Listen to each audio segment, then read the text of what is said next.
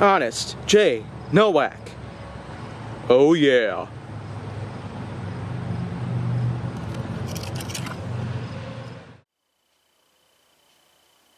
A pleasure to meet y'all at last, and welcome back to Honest J. Nowak and Flying with the Foam. So for today, it certainly has been quite some time since I had last talked about a blaster from the Rebel series. So, look no further than, well, one of the many blasters that I had used during the production of Nerf Secret Reveal Boltzmann Intrigue. And seeing as, well, it is still kind of a relevant topic because, as a matter of fact, I actually was able to get the, well, anticipated gag reel out onto my channel just a couple days ago. So, I guess the timing is perfect right now because this blaster actually was used during some of Nerf Secret Reveal Boltzmann Intrigue. This was especially useful during the Holy Hill segment in which I'm pretty much in dark clothing and a beanie. And then I go out and take out a few guards. Guards of which that apparently work for the enemy. This blaster was among a few that I had pulled out. I had also used the Oneros and the Wolf.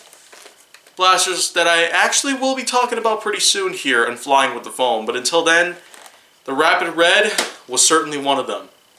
This was in fact used in taking out a couple of the guards, Donovan and Minars.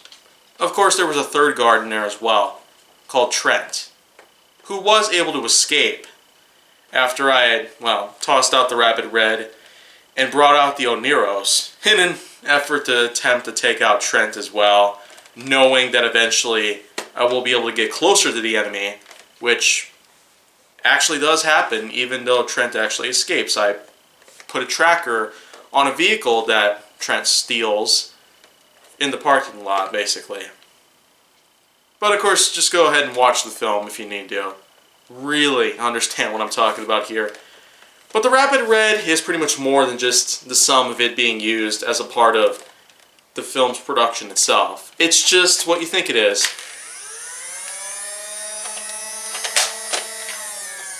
Well, at least I figured it would probably work this time, but probably was a bad dart.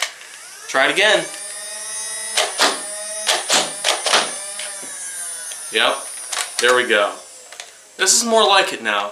This is essentially what you get if you put the Strife into the Rebel series. There are a ton of Strife carbon copies out there, like the Modulus ECS-10, the Demolisher / Pulverizer, as well as a few others here and there. The Strife has gotten itself a lot of clones in the past 5 or 6 years. But the Rapid Red is just one of the earlier examples of it. And I suppose that being a blaster that is around 7 years old, yeah, this was one of the Rebel blasters that had been released in 2014, thereby making my collection and its older blasters from 2014 to the present, and not just from 2016 to the present, as I have pointed out many, many times, since I had basically done a little renovation and all that.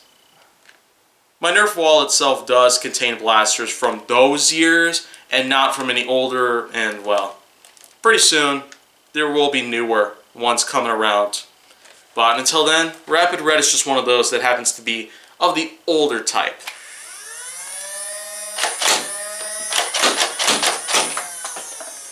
But, in all honesty, this one actually does pretty good for what it is. It's got pretty smooth handling too. It's got a nice sort of grip onto it. And quite a big hole for sling adapting. Just look at that. I don't necessarily hold it on like this. Except this is kind of what it's like when it's hung on the wall. And it does have a tactical rail on the top, but unlike most Nerf blasters, it's pretty much just smooth all the way through. And not much as the, well, serrated kind of edge. Then of course there's a jam door, which honestly, this one's more difficult than many other blasters I've tried. Come on. Well, I can't get it open. I was able to get it open before, but somehow I can't do it now. Maybe because it snapped shut all the way through. But I do like the color scheme that they put on through here. I mean, primrose, pinkish, and red. Not to mention cyan, lavender, regular purple, black and white, and all that. That's a nice color combo put into one.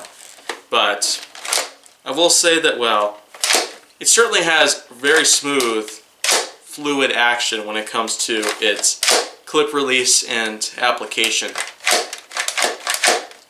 Could say it's really satisfying as well.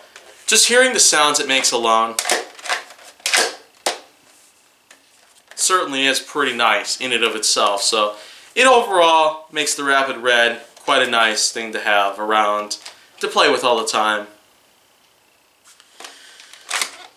And then of course its magazine does hold up a pretty good amount of darts inside of it.